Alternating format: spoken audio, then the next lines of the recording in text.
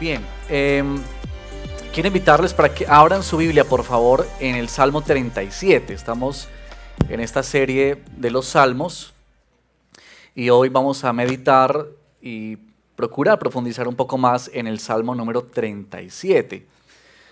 Si tienes tu Biblia ahí, sería muy provechoso que puedas seguir esta lectura.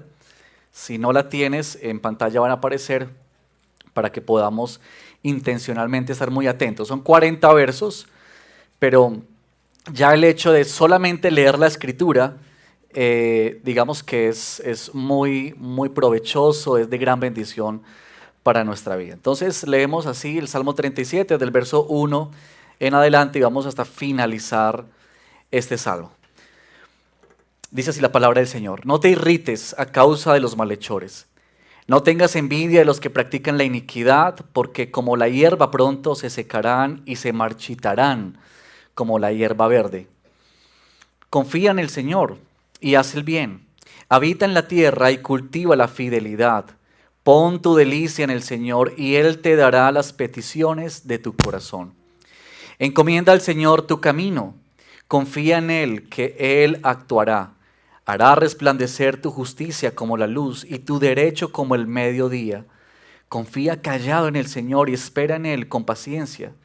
No te irrites a causa del que prospera en su camino, por el hombre que lleva a cabo sus intrigas. Deja la ira y abandona el furor. No te irrites, solo harías lo malo, porque los malhechores serán exterminados, pero los que esperan en el Señor poseerán la tierra. Un poco más y no existirá el impío. Buscarás con cuidado su lugar, pero él no estará allí. Pero los humildes poseerán la tierra y se deleitarán en abundante prosperidad. El impío trama contra el justo y contra él rechina sus dientes. El Señor se ríe de él porque ve que su día se acerca. Los impíos han sacado la espada y entesado el arco para abatir al afligido y al necesitado, para matar a los de recto proceder. Su espada les atravesará su propio corazón y sus arcos serán quebrados. Mejor es lo poco del justo que la abundancia de muchos impíos, porque los brazos de los impíos serán quebrados, pero el Señor sostiene a los justos. El Señor conoce los días de los íntegros y su herencia será perpetua. No serán avergonzados en el tiempo malo, ni en días de hambre se saciarán. Pero los impíos perecerán, y los enemigos del Señor serán como las flores de los prados, desaparecen, se desvanecen como el humo. El impío pide prestado y no paga, pero el justo es compasivo y da. Porque los que son bendecidos por el Señor poseerán la tierra, pero los maldecidos por él serán exterminados. Por el Señor son ordenados los pasos del hombre, y el Señor se deleita en su camino. Cuando caiga no quedará derribado, porque el Señor sostiene su mano. Yo fui joven y ya soy viejo, y no he visto al justo desamparado, ni a su descendencia mendigando pan. Todo el día es compasivo y presta, y su descendencia es para bendición. Apártate del mal y haz el bien, y tendrás morada para siempre. Porque el Señor ama la justicia y no abandona a sus santos. Ellos son preservados para siempre, pero la descendencia de los impíos será exterminada. Los justos poseerán la tierra y para siempre morarán en ella. La boca del justo profiere sabiduría y su lengua hablará rectitud. La ley de su Dios está en su corazón, no vacilan sus pasos. El impío acecha al justo y procura matarlo.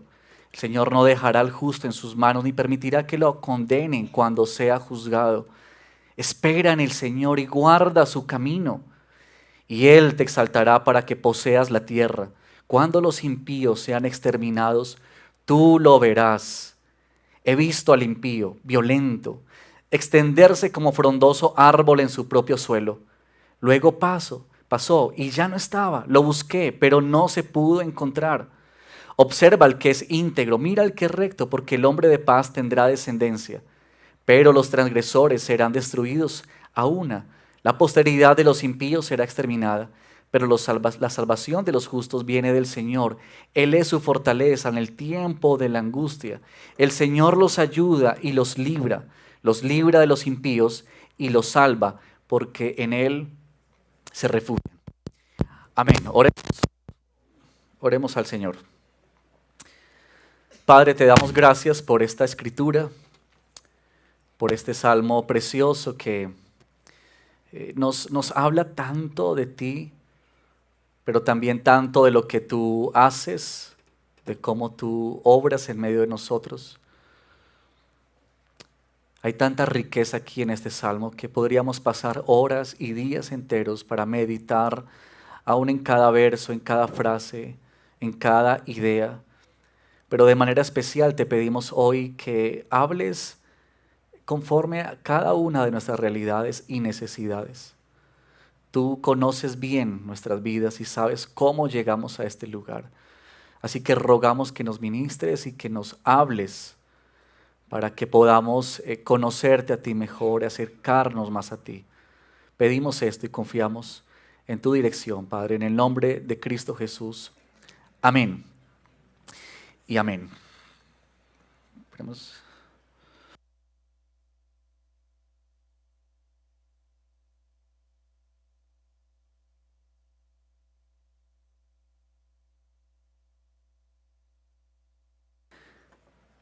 Este es un salmo, como ustedes pueden notar, amplio, y casi que cuando uno lo lee uno puede pensar, uno se podría detener en cada versito, como en cada frase para indagar, para profundizar más. Eh, Cuando estaba estudiando y preparando esta predicación pensaba, uy, ¿cómo recoger tanto que ahí se dice? Y esa es la maravilla, la belleza de la escritura del Señor. Pero si ustedes pueden notar, este salmo que nos dicen las escrituras es escrito por David. Pueden apreciar que lo escribió David en una etapa de su vida ya avanzada. David dice, fui joven y ahora soy viejo. Ya había vivido David muchas experiencias y muchas cosas en su vida para entender y conocer no solamente la realidad de la vida, pero también para conocer el carácter y la obra de Dios como Él se relaciona con nosotros. Así que digamos que nos llega de manera muy especial al recibir este salmo. Pero noten ustedes que esto suena como a un ruego o a una exhortación, a un llamado de atención que hace David a quienes leemos, a quienes recibieron este salmo y este escrito. Si ustedes pueden ver, quizá en la lectura inicial, lo que uno aprecia así es como una aparente contradicción. Una contradicción aparente entre las promesas de Dios y la realidad de la vida de los justos o de los hijos de Dios. Piensen, por ejemplo, cómo comienzan los salmos. Allá el Salmo 1, cuando dice, bienaventurado, ¿recuerdan ustedes?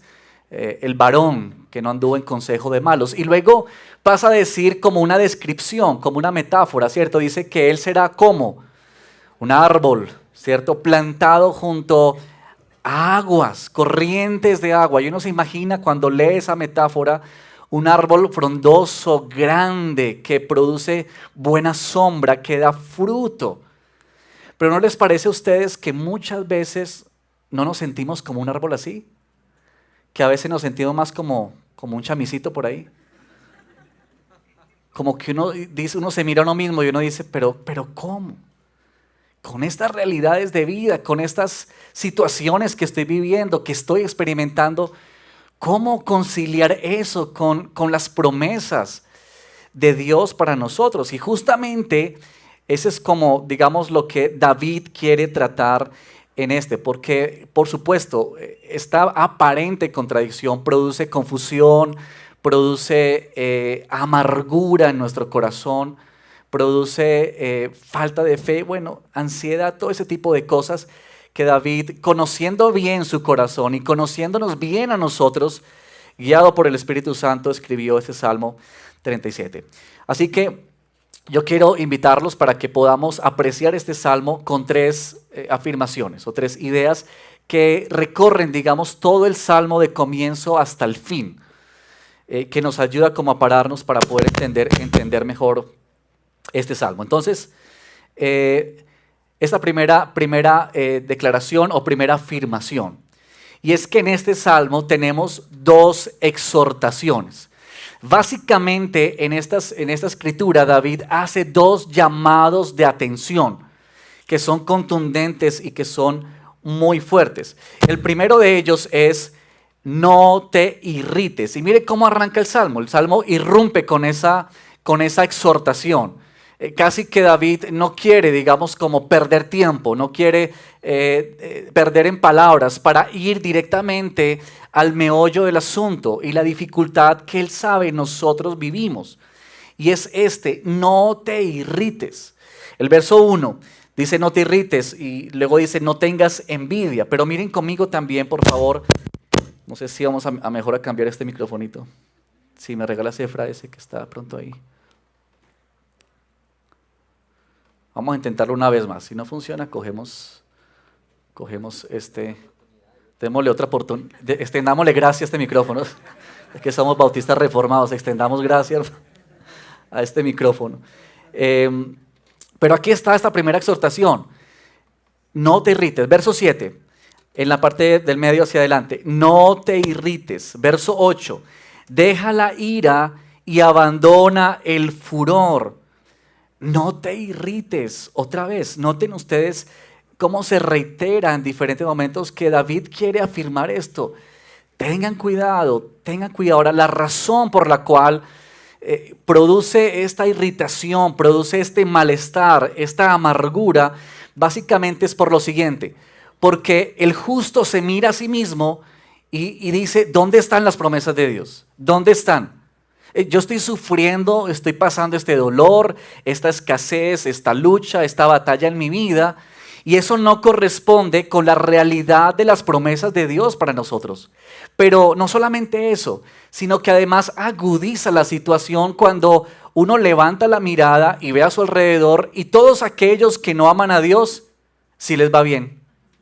Prosperan, emprenden negocios y les son fructíferos, se casan, en fin, tantas cosas. Y entonces como que la situación se hace más difícil, porque no solamente lo que estoy viviendo es porque ellos sí, y porque yo no, porque nosotros no. Y claro, David quiere dejar también constancia en este salmo de que esa es una realidad. Es cierto, los que están sin el Señor les va bien. Miren que, por ejemplo, en el verso 7b dice, ellos prosperan en su camino. Luego el verso 16 dice, pero el Señor, verso 16 dice, mejor es lo poco del justo que la abundancia de muchos impíos. Y noten que en ese verso David afirma dos realidades. Una, que los justos a veces viven con lo poco, ¿se dan cuenta? O muchas veces viven con lo poco. Eso en diferentes áreas de la vida, no solo económico. Pero además también alude al hecho de que sí, efectivamente, el inconverso, el que no es creyente, sí experimenta abundancia en su vida. Y mire el verso 35 como dice David, he visto al impío violento extenderse como frondoso árbol en su propio suelo. Noten que así uno dice, oiga, este sí le está cumpliendo el capítulo 1 del Salmo, ¿cierto? Este sí parece un árbol frondoso. Así que esta es la realidad no solamente en el tiempo de David, también es la realidad en nuestros días. Es que vivimos en esta cotidianidad de esta aparente contradicción de las promesas de Dios y lo que nosotros vivimos. Porque nuestra lógica humana, lo que más se nos viene a la mente es pensar, el que es hijo de Dios, todo le debería ir bien, no debería sufrir, debería caminar sin ningún problema. Y el que aborrece al Señor, ese sí debería experimentar el dolor y el sufrimiento. Pero David nos dice, esta no es la realidad. Muchas veces es lo contrario, o generalmente es lo contrario. Pero lo que David cuestiona aquí es justamente que a la luz de esa verdad, ¿cómo reaccionamos nosotros? ¿Cuál es la reacción del justo frente a eso? Y podríamos decir que en este salmo el éxito del malo prueba la fe del justo. ¿Se dan cuenta? Como si Dios permitiera, sí, que ellos prosperen para confrontar nuestro corazón y para afirmar nuestra fe en Él. Es que la prosperidad de otros, hermanos, debemos decir la verdad, pero la prosperidad de otros muchas veces descubre o resalta nuestra falta de contentamiento y nuestra impaciencia. No sé si ustedes alguna vez vieron esta ilustración que yo la encontré por redes, pero esta idea de que había un señor que estaba caminando, él estaba caminando y de pronto se detuvo y miró al lado y vio a un señor que iba en bicicleta. Y entonces él lo mira en bicicleta y dice, tan bueno ese señor que va en bicicleta, es que yo todos los días caminando con este sol, en cambio él va ahí tranquilo, disfrutando el paisaje, haciendo ejercicio. Mi vida sería diferente si tuviera una bicicleta. Y desde la bicicleta volteó a mirar y vio a uno que iba en una moto. Y entonces dijo, qué belleza ese que tiene esa moto. Es que él anda sin pedalear, solamente hace así y anda. En cambio, a mí me toca pedalear y mis rodillas ya están mal. Mi vida sería tan diferente si tuviera una moto. Entonces de la moto volteó a mirar y vio a un señor que iba en un carrito ahí, sencillito. Y entonces él piensa para sí, dice, ¿cómo sería mi vida diferente si tuviera aunque sea un carrito así? Porque es que yo en esta moto, con este frío y ahora que vinieron las lluvias, mojándome, cambiándome, bueno, qué enredo esto. Yo quisiera tener un carrito como ese, mi vida sería diferente. Y el que iba en su carrito sencillo volteó a mirar y vio a uno que tenía un mejor carro. Y dijo, ay, ese señor en ese carro, qué bendición. Mi carrito que le suena hasta lo que no tiene. Qué tristeza. Yo sería más feliz si tuviera ese mejor carro. Iría más confortable, más contento, más feliz. Y el que iba en ese mejor carro volteó a mirar y miró hacia el cielo. Y dijo, ay, qué dicha los que van en ese avión. Esos sí son verdaderamente felices andando. Yo en este tráfico tan aburrido, qué pereza. Mi vida sería distinta si andara por las nubes yendo para aquí y para allá. Moraleja de la historia. No estamos contentos con nada. Siempre estamos deseando lo de otros. Siempre estamos queriendo lo que otros tienen. Y eso, por supuesto, imagínate tú lo que eso implica para nosotros. Lo que eso produce en nuestra vida. David ha entendido el corazón del ser humano guiado por el Señor para decir, lo que produce tal experiencia de vida no es otra cosa más sino que amargura en el corazón. Es frustración permanente por no tener lo que yo quisiera tener. Es que me impide ver lo que ya tengo y ser agradecido con Dios. Es que me hace vivir siempre en el mundo de la fantasía, de si lo tuviera. Si estuviera allá, si tuviera esa casa, si tuviera ese carro, si viajara a tal lugar, si tuviera esa esposa o ese esposo, en fin, el mundo de la fantasía. Y David está diciendo, cuidado con eso, porque el peligro de tal sentimiento es que no solamente se queda en un sentimiento, y yo creo que esto es lo que, digamos, interesante ver en este salmo, es que David hace mención de que la ira y el furor, la irritación nos lleva a cierto tipo de actos. Por eso en el verso 8 él dice, no te irrites porque solo harías lo malo. Es decir, cuando tú y yo estamos irritados, enojados por nuestra condición de vida, porque no tenemos lo que queremos, inevitablemente produce en nosotros muchas cosas. Primero que hemos de actuar en ingratitud hacia el Señor. Generalmente la ira y la rabia van ¿contra quién? Contra Dios. Eso es lo que David entiende en este salmo, porque la irritación va en contra de Dios, que Él no está actuando como debería actuar. Y lo peor de todo, que llegamos a pensar que Dios está en deuda con nosotros. Es decir, Dios, tú no estás actuando como debería ser. Me debes todavía algo. Yo estoy esperando que tú te pongas a cuentas conmigo. Mira eso. Es decir, la ira conlleva muchas cosas. Conlleva al enojo, a las palabras necias, a la envidia, a proferir maledicencia en nuestra vida, queja, murmuración, lamento, a la ingratitud. Esto no es solamente que nos irritamos y ya. Es que esto hace surgir una cantidad de acciones, de emociones, sentimientos en cada una de nuestra vida. Así que el enojo lleva a la acción y por eso David está diciendo mucho cuidado, por favor no te irrites, no corras en esa dirección porque es muy peligroso y especialmente porque lleva en contra de la voluntad y el sometimiento a la soberanía de Dios. Pero David dice no solamente no te irrites en sentido negativo, sino que también David da una exhortación en sentido positivo. Y es cuando él dice, confíen en el Señor o confía en el Señor. Si tienes tu Biblia ahí, vamos a seguir también acá en las pantallas, dice esto. confía en el Señor. Verso 3, confía en el Señor y haz el bien, habita en la tierra y cultiva la fidelidad. Pon tu delicia en el Señor y Él te concederá las peticiones o te dará las peticiones de tu corazón. Encomienda al Señor tu camino. Luego otra vez dice, confía en Él. Verso 7, confía callado en el Señor y espera en Él con paciencia. Y luego en el verso 34 dice, espera en el Señor y guarda su camino. Observa cómo también en esta exhortación David hace estos llamados, digamos, repetitivos. No solamente es que no te irrites, pero es que la única forma para no irritarnos es crecer en nuestra confianza del Señor. Es decir, no es simplemente no hagas esto, porque el simplemente no hacer o abandonar algo no es suficiente. Es que eso debe ser reemplazado, corregido por la verdad. Siempre una mentira que tenemos en nuestra mente tiene que ser reemplazada, derribada, destruida. Únicamente es posible por la verdad del Evangelio, la verdad de la Escritura. Y eso es lo que David está diciendo. No te irrites, más bien confía en el Señor. Deja de hacer esto y haz aquello.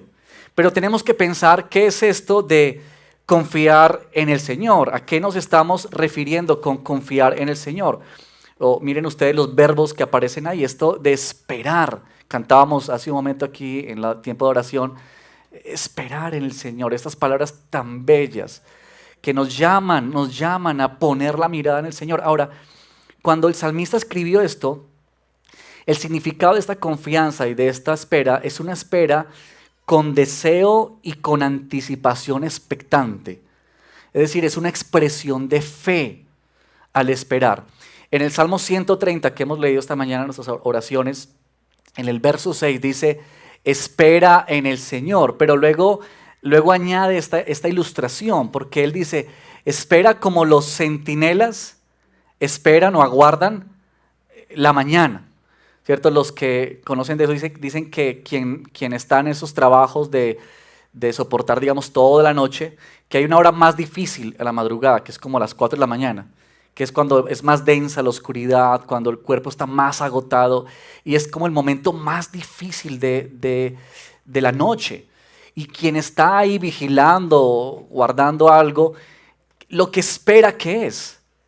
La mañana. Ahora, él no espera como pensando, ¿será que sí va a amanecer? No, por eso el Salmo dice, como los centinelas a la mañana, porque ellos tienen la plena seguridad de que va a amanecer. Ellos están aguardando, esperando el momento más denso, más difícil, por la certeza de que va a salir una vez más el sol. Y esta es la idea aquí de esperar, es como la expectativa de lo que Dios va a hacer.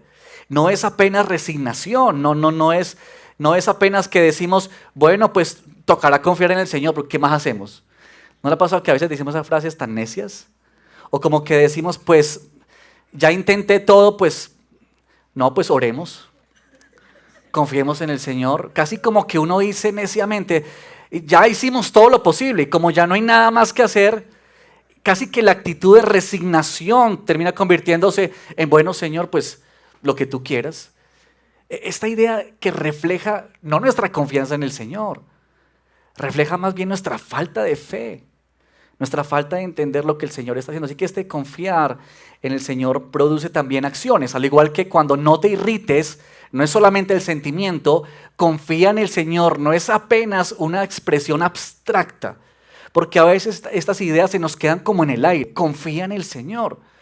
Pero noten ustedes que David en este salmo liga la confianza en el Señor con acciones, y eso es muy importante.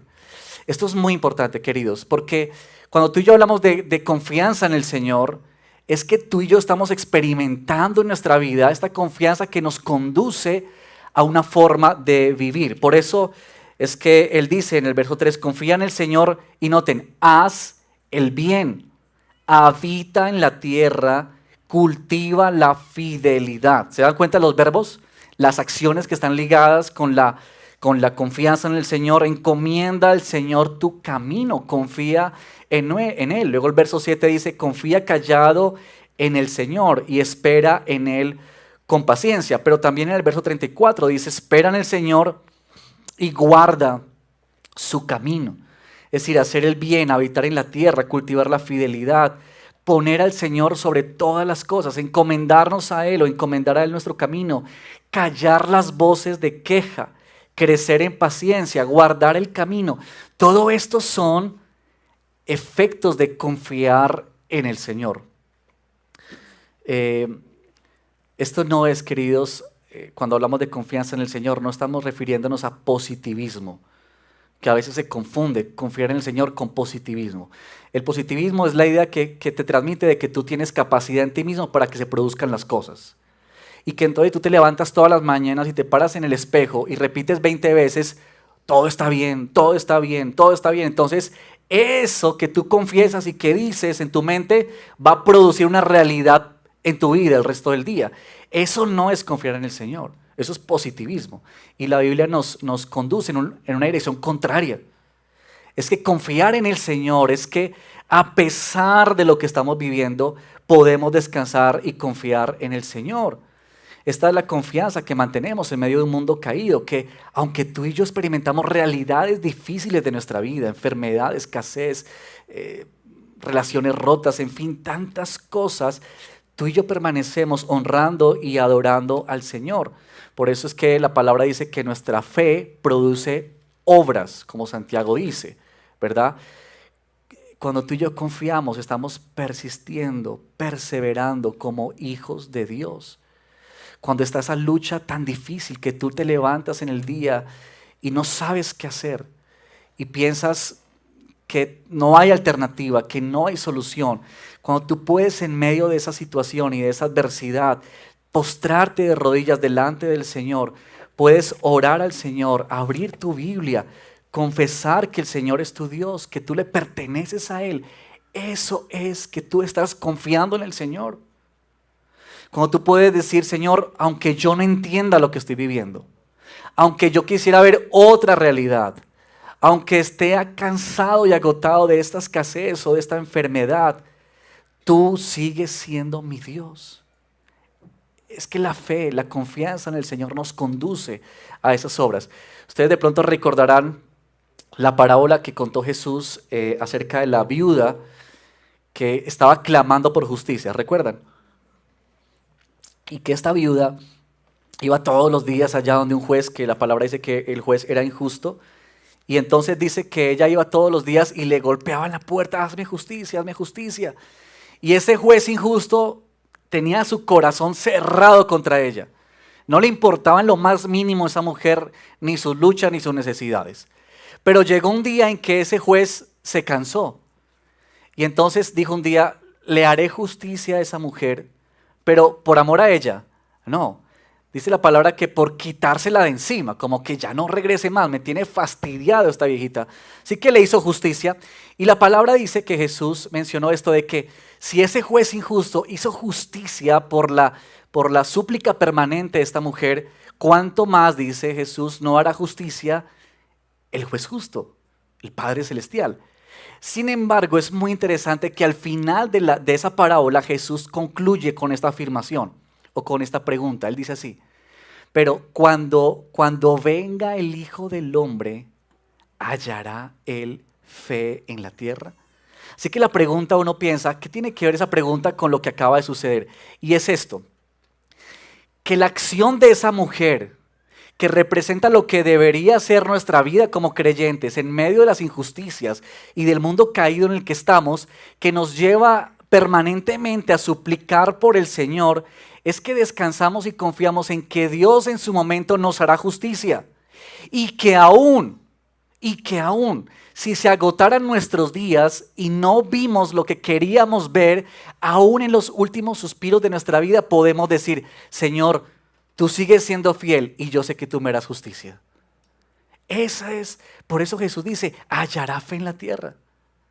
Es porque nuestra conducta o nuestros hábitos de ir permanentemente al Señor reflejan esa confianza que tenemos en Él. Así que noten ustedes estas dos exhortaciones. No se irriten, más bien confíen en el Señor. Pero en segundo lugar, aquí tenemos un contraste. Yo creo que ustedes lo pudieron ver en la lectura inicial. pero se repite 9 veces esta palabrita, pero, verso 9, pero los que esperan en el Señor. Verso 11, pero los humildes. El 17, pero el Señor. Y así 9 veces la Escritura dice, pero. Y lo que está haciendo David aquí es lo que hace o lo que suele suceder en esta literatura, que es poética, y es crear estos paralelismos. En este caso son de contraste, cuando él nos muestra algo positivo y lo pone, ¿cierto?, la otra parte de forma negativa. Y aquí David lo hace para contrastar dos ideas.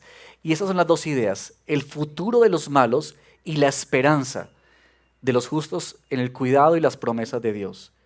Noten ustedes que el impío aparece aquí como uno de los protagonistas o uno de los personajes en este salmo.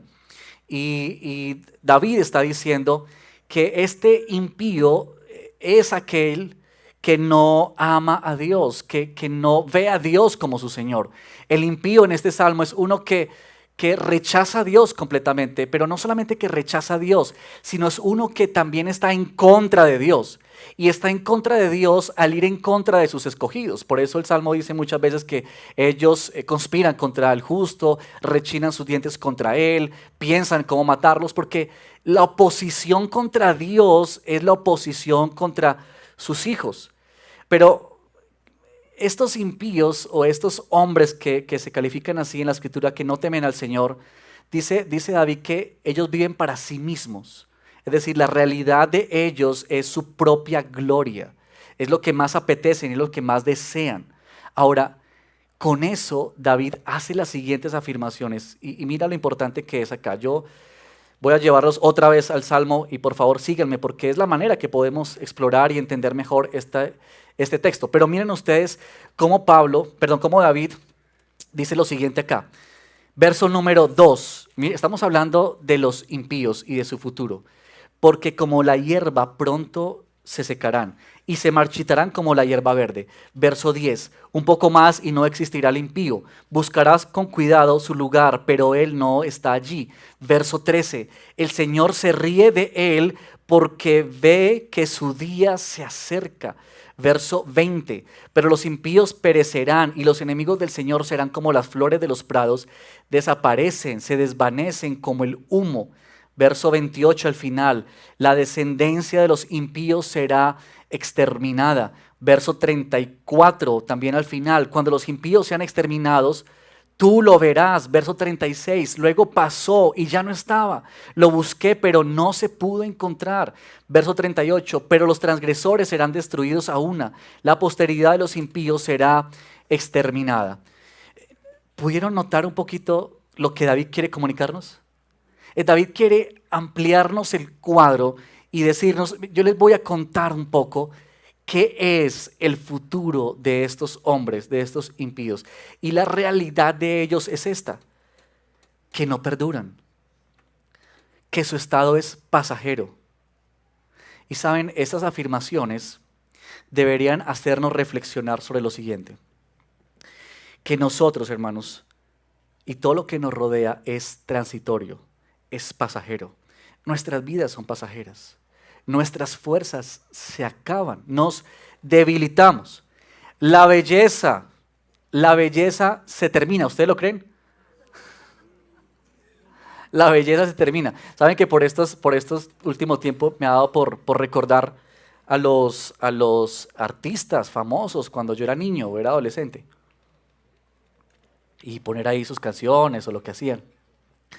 Y entonces yo recuerdo que cuando yo era niño habían ciertos personajes que, mejor dicho, que deslumbraban de belleza.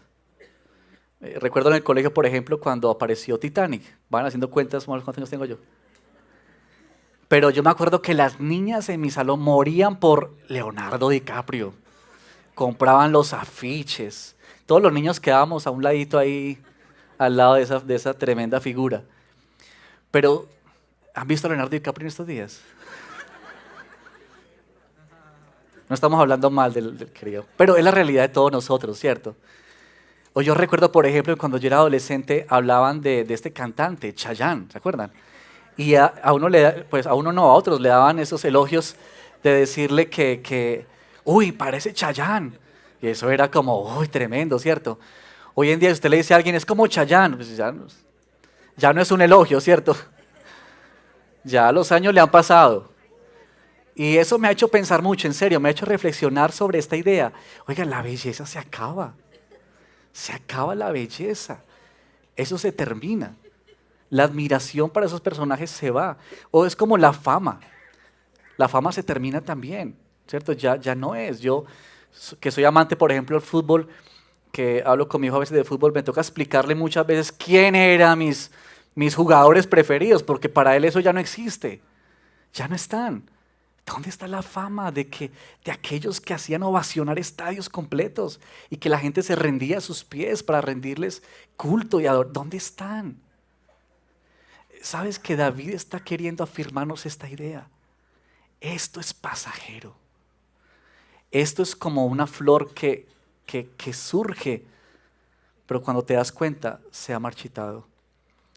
Y yo creo que el problema de nosotros que nos lleva a la amargura es que estamos tan metidos en nuestro presente que nos olvidamos del cuadro completo. Y por estar tan metidos aquí en el ahora y disfrutar lo que es ahora, eso es lo que provoca en nosotros toda esta realidad de deseo, de envidia por el que tiene, por el que le va mejor, por el que alcanza eso, por el que alcanza lo otro, porque estamos tan embelesados por este presente, por lo que queremos, por el éxito que nos dice este mundo, que no podemos ver más allá. Y es como que David quiere quitarnos, arrancarnos la venda de los ojos y decirnos, es que hay mucho más. Es que hay mucho más, por favor. Ahora, el impío es contrastado en este salmo con el justo. Y para eso David se despliega en unos versos tan hermosos acerca de la realidad de los justos. Y yo voy a leer estos versos una vez más, voy a volver aquí al Salmo y voy a leer unos versos y yo quisiera animarte a que tú puedas escucharlos con mucha atención. Porque si tú eres un hijo o eres una hija de Dios, tú tienes que saber que estos versos son para ti, son propiedad tuya. Así que mira lo que dice el Señor, voy a leer estos versos hablando acerca del justo. Pon tu delicia en el Señor y Él te dará las peticiones de tu corazón. Encomienda al Señor tu camino, confía en Él, que Él actuará. Él hará resplandecer tu justicia como la luz y tu derecho como el mediodía.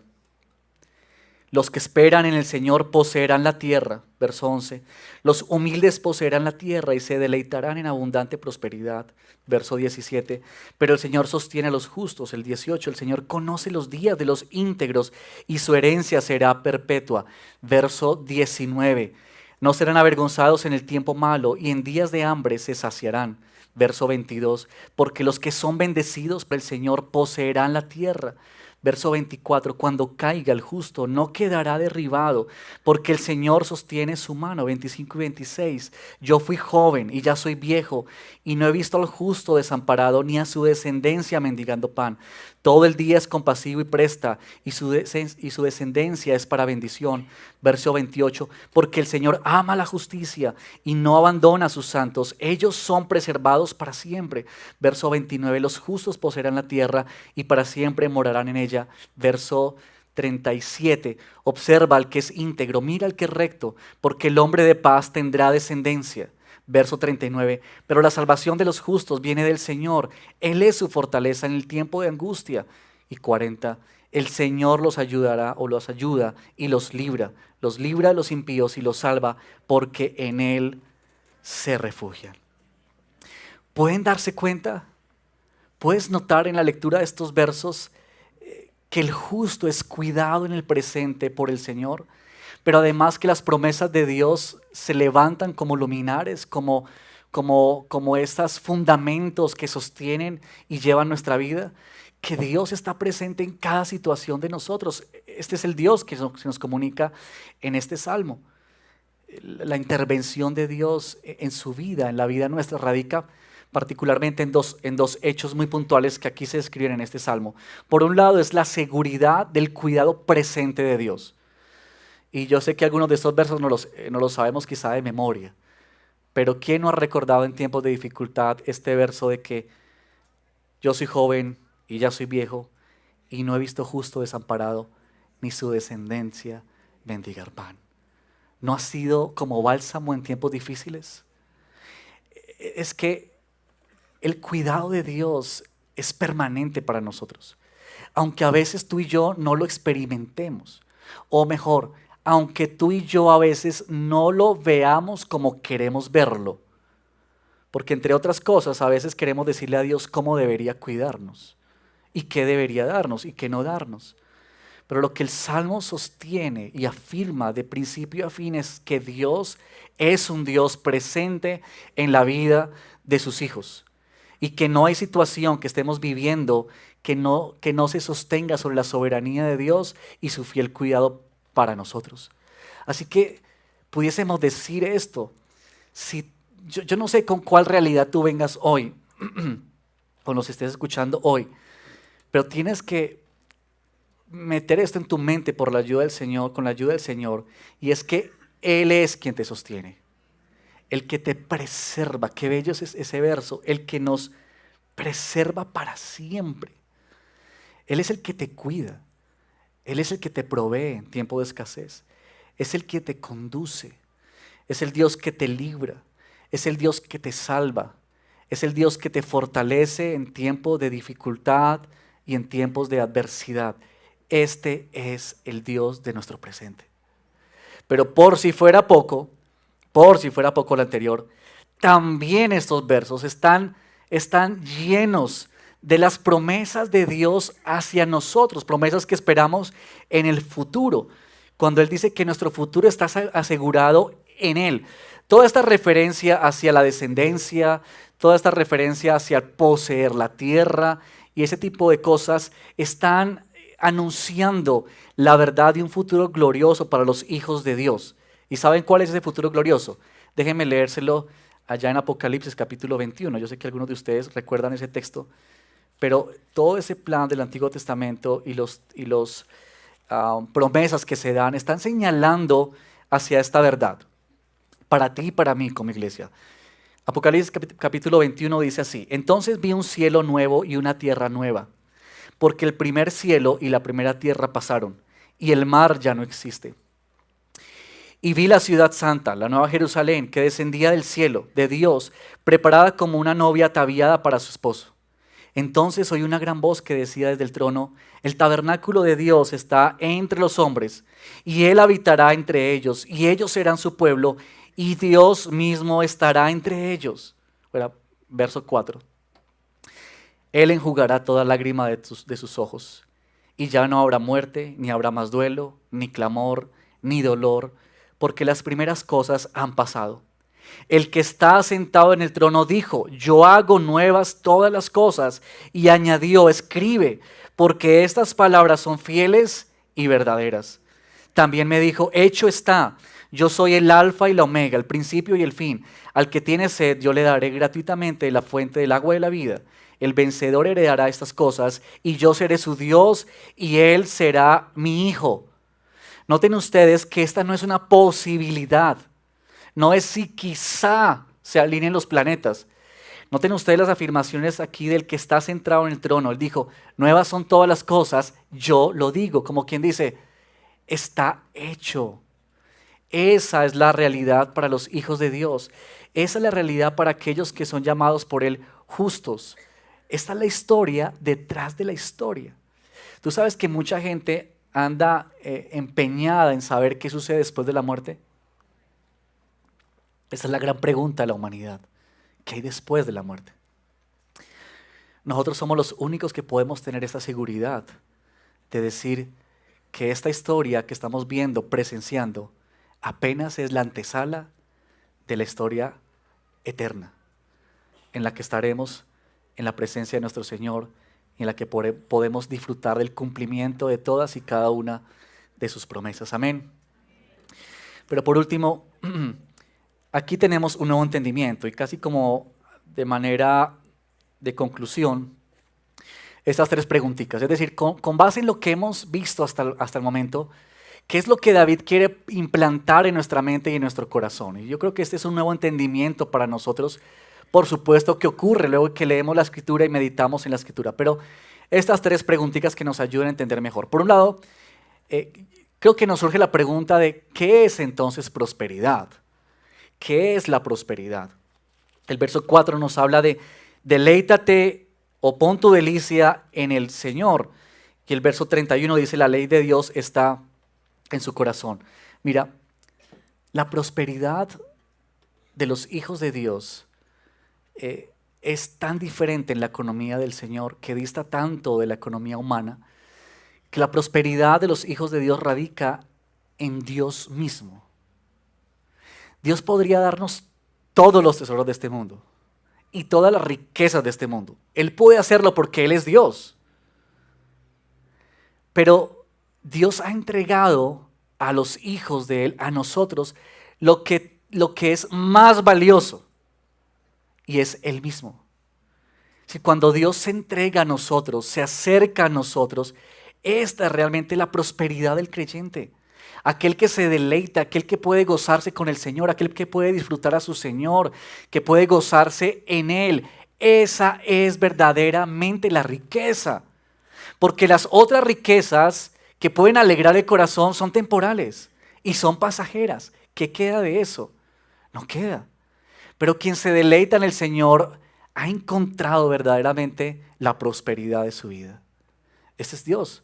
Tu vida y la mía están en manos de Él. Es el que prospera, el que da y el que quita. Es el que sabe qué es lo mejor para ti y sabe qué es lo mejor para mí. Él sabe qué nos da y qué no nos da.